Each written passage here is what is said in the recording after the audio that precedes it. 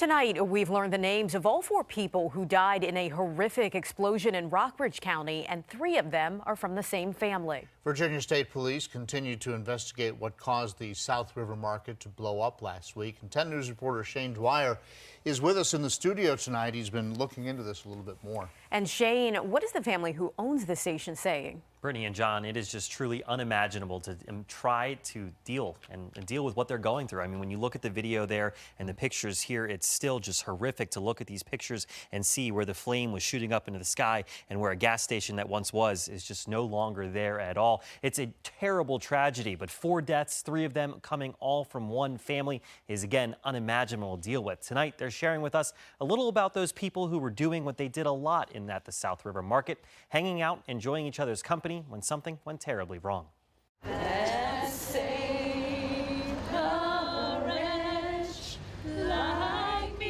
The battered metal canopy is all that's left standing of a Rockbridge County icon after an explosion ripped it down. And it's taken all the grace family and friends have to hold on. Monday, they circled the station in prayer. The chain link fence is adorned with flowers and flags. A cross bears the name of some of those who were killed. Store owner Roger Roberts survived the blast but died at the hospital. His son Kevin Roberts and granddaughter Samantha Roberts Lewis both died on the scene. A regular customer, Paul Ruley, died in the store as well. I've been praying for them, and may they be with the good Lord up there, the ones that didn't make it, and I hope the ones that did get hurt recover and be with their families. May God bless all the families. 3 other people remain hospitalized, but their names and conditions haven't been released. 7 people in total with lives changed forever. The Roberts family thanking the community for their support as Virginia State Police continue their investigation. Fire investigators still maintain there is nothing criminal about this, although it hasn't been ruled an accident just yet.